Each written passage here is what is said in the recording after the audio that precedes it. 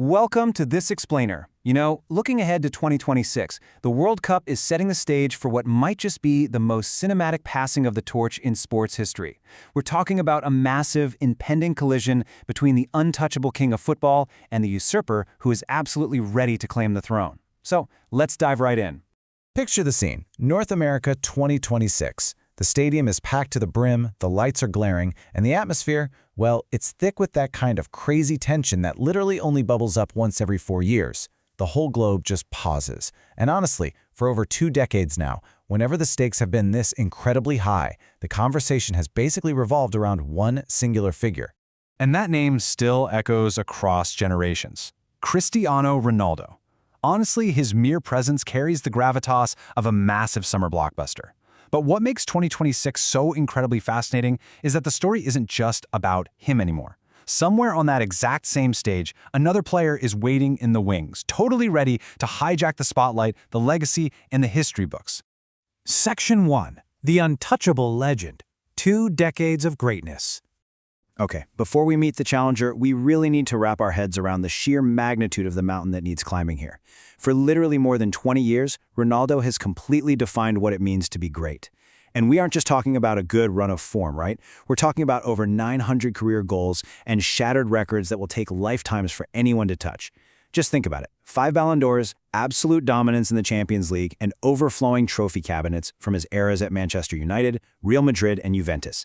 He secured international glory with Portugal, and he built this entire empire on an unmatched, almost terrifying level of discipline. To put his sheer longevity into perspective for a second, Ronaldo was already playing in major international finals before Kylian Mbappé was even in grade school. It's a resume that just feels completely untouchable. Section 2. Enter Kylian Mbappé, the usurper.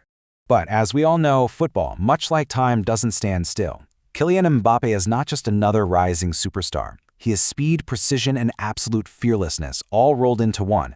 He's the kind of player who doesn't just sit around and wait for the game to present him with a moment. No, he grabs the match by the scruff of the neck and creates the moment himself.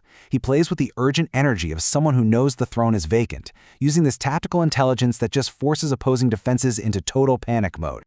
Now, to truly understand why the threat to Ronaldo's legacy is so real, you just have to look at the sheer speed of Mbappe's ascent. Because unlike Ronaldo at the exact same age, Mbappé already holds the ultimate prize. At just 19 years old, he conquered the 2018 World Cup. 19. Then fast forward to 2022, and he delivered one of the most mesmerizing individual performances we've ever seen with a stunning hat trick in the final. By the time North America 2026 rolls around, he won't even be a rising star anymore. He'll just be entering his absolute terrifying prime. So this isn't just potential anymore. This is pure, undeniable dominance on the absolute biggest stage in the world. Section 3. The missing trophy. The Achilles heel. When you put these two unbelievable legacies side by side, the real truth of this rivalry starts to reveal itself.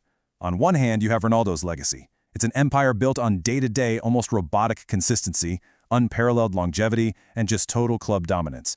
It's really about a player absolutely maximizing human potential over 20 long years. But then, on the other hand, Mbappé's legacy completely bypasses that slow grind. His story is deeply rooted in being a World Cup winner, scoring hat tricks in finals, and unequivocally owning the biggest, most pressurized stage in the entire sport. It actually asks a super fascinating question about how we measure greatness. Is it total career volume, or is it absolute supremacy in the ultimate, high-stakes moments? And that brings us right to the stark reality of Ronaldo's World Cup story. No trophy, no defining tournament run. Despite literally everything he's conquered across Europe, this specific chapter has just always been incomplete. Because football history isn't just measured by spreadsheets and total career goals. It's about the moments. It's about impact. It's about who steps up when the entire globe pauses to watch. And right now, Mbappé owns that exact stage. Section 4. The new generation rises, the swarm. Now, Mbappé might be the one leading the charge, but the whole landscape of the sport is fundamentally shifting right now, and he is far from alone. You have guys like Erling Haaland, an absolute goal machine who has been busy rewriting Premier League scoring records that literally took decades to set. You have Jude Bellingham, a complete midfielder dictating the tempo at Real Madrid with a tactical maturity well beyond his years. The terrifying reality for the old guard is that these players aren't just content chasing Ronaldo's shadows anymore. They are actively arriving to replace him. They're basically swarming the elite levels of European football. Section 5. The ultimate 2026 showdown. The final stand. So, with this new generation closing in, all eyes inevitably turn back to the veteran. Because if there is one single thing we know about this story, it's that every single time people doubted him, he came back stronger. Ronaldo has never been a player who accepts the end quietly. Every time pundits and fans tried to write his footballing obituary, he dug deep and proved them entirely wrong. That legendary obsessive resilience, that is the absolute wild card for 2026. Which means we absolutely have to ask the question, what happens if Ronaldo delivers one last magical tournament? What if, against all odds and Father Time itself, he scores the crucial goals when his country needs him the most? Even crazier, what if Portugal makes a really deep run? Or what if they win it all? Think about it. If that happens, the entire narrative we've been building up completely flips on its head. Because legacy is not some fixed, static thing stored away in a museum somewhere. It's a living entity. It is shaped by recent memory, it evolves, it grows, and sometimes, with literally one swing of a boot, it absolutely shocks the world. Ultimately, we are staring down two colliding outcomes for 2026. In one reality, Kylian Mbappé wins again, dominates another tournament, and takes over the mantle completely, shifting the generational conversation forever. But in the other alternative reality, Cristiano Ronaldo achieves the actual impossible, captures the one glorious trophy that has always eluded him, and reminds the entire world one last time exactly why he claims to be the greatest of all time. At the end of the day, it all boils down to this singular truth. Legacies are not given, they are taken.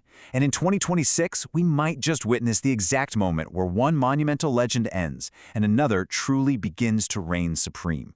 So now, I really want to pass the question over to you. As you process the history, the stats, and the sheer momentum we've looked at today, who do you think will truly dominate the 2026 World Cup? Will Mbappé cement his dynasty? Will Ronaldo somehow secure his ultimate fairy tale ending? Or will someone else entirely steal the show out of nowhere? You guys, this isn't just football. This is history in the making. Thank you so much for joining me for this explainer, and I absolutely cannot wait to see how this incredible story unfolds.